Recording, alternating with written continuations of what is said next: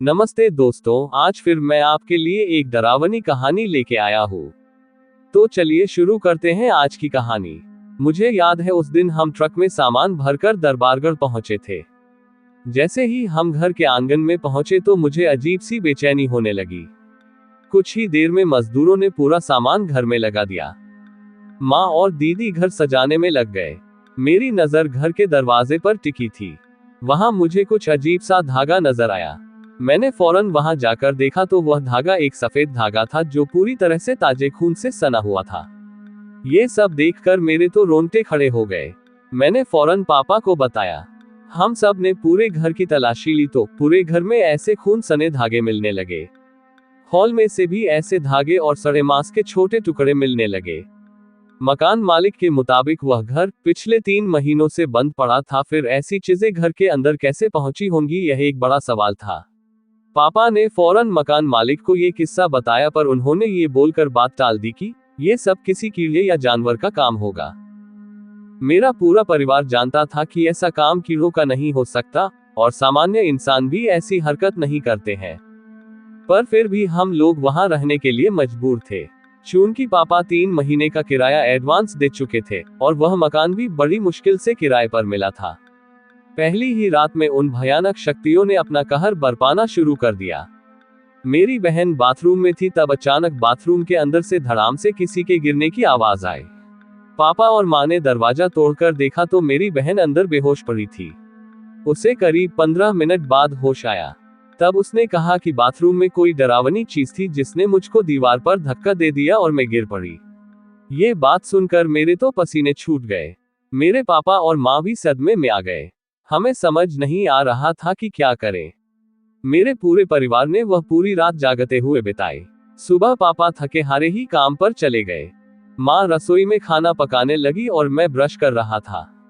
तभी मेरी नजर घर की दीवारों पर पड़ी। मैंने देखा कि सभी दीवारों से खून की धाराएं रिस रही थी। मेरी तो चीख निकल गई। मैंने माँ को रसोई में जाकर बताने का फैसला किया। जैसे ही मैं किचन में दौड़कर गया तो मेरे होश उड़ गए। गैस की ट्यूब निकली हुई थी, सिलेंडर में आग लगी हुई थी और मेरी माँ रसोई के फर्श पर ठीक वैसे ही बेहोश पड़ी थी जैसे मेरी बहन बाथरूम में बेहोश पड़ी थी। मैंने तुरंत सिलेंडर की सप्लाई बंद की, आग बुझाए और माँ को पानी के छींटे मारकर होश में लाया। माँ ने कहा कि इस घर में कोई भयानक बूढ़ा प्रेत घूम रहा है और उसी ने किचन में आकर चिल्लाते हुए मेरे सिर पर किसी चीज से वार किया था। मेरी बहन, मेरी माँ दोनों उस प्रेत के वार का शिकार हो चुकी थी और मुझे अब ये डर सता रहा था कि कहीं वह प्रेत मेरे परिवार से किसी की जान ना ले ले। मैंने फौरन पापा को घर लौटने को कहा। पापा के आते ही मैंने जिद पकड़ ली कि हम आज ही इस घर को छोड़कर जाएंगे, चाहे क्यों ना फुटपाथ पर रहना और सोना पड़े। रात तक पापा से बातचीत करने के बाद हमने फैसला लिया कि दूसरे दिन सुबह में हम 3 महीने का किराया छोड़कर वहां से चले जाएंगे। शायद वही हमारी सबसे बड़ी गलती थी। हमें उसी रात वहां से निकल जाना चाहिए था। उस रात करीब 3 बजे मुझे किसी के कराहने और रोने की आवाज आने लगी। मैं चौंक गया। उठकर देखा तो मेरे पापा रो रहे थे और उनकी सांसें फूल चुकी थी। मैंने माँ को और दीदी को तुरंत उठाया। पापा कुछ बोल नहीं पा रहे थे, बस दीवार की ओर देखकर फटी आंखों से इशारे किए जा रहे थे। मैंने फौरन परिस्थिति को ध्यान में रखते हुए फैसला ले लिया कि हम अब एक पल भी वहां नहीं रुकेंगे। माँ को बोला कि अलमारी से गहने और पैसे लेकर दीदी को साथ लेकर अभी घर के बाहर निकल जाओ। माँ ने ठीक वैसा किया जैसा मैंने कहा। फिर मैंने रात को अपने कुछ दोस्तों को घर बुलाया और पापा को अस्पताल पहुंचाया। पापा जब ठीक हुए तब उन्होंने कहा कि रात में एक भयानक परछाई दीवार से बाहर आई थी और उसने किसी वजनी हथियार से मेरे दिल पर वार करना शुरू कर दिया था और फिर वह परछाई दीवार में चली गई थी। उसके बाद मेरे दिल में तेज दर्द शुरू हो गया था। बस उसके बाद से मुझे कुछ याद नहीं। डॉक्टर ने कहा कि मेरे पापा को माइनर हार्ट अटैक हुआ था।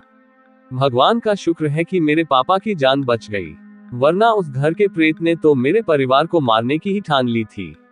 उस रात के बाद कभी हम उस घर में नहीं गए। सामान भी मजदूरों ने ही पैक करके वहां से बाहर निकाला और मेरे दोस्तों की मदद से आज हमारा खुद का मकान भी है। उस रात भी मेरे परिवार को रहने की जगह मेरे दोस्तों ने ही दी थी। तो दोस्तों, मैं उम्मीद करता हूँ आपको ये जानकारी पसंद आई होगी। अगर आपको कहानी पसंद आई तो मेरे चैनल को लाइक एंड सब्सक्राइब करें और अपना सपोर्ट दें। मेरे चैनल पर और भी इंटरेस्टिंग कहानियां और जानकारियां आपको मिलेंगी, तो सब्सक्राइब करें और कहानियां एंजॉय करें। जय श्री राम।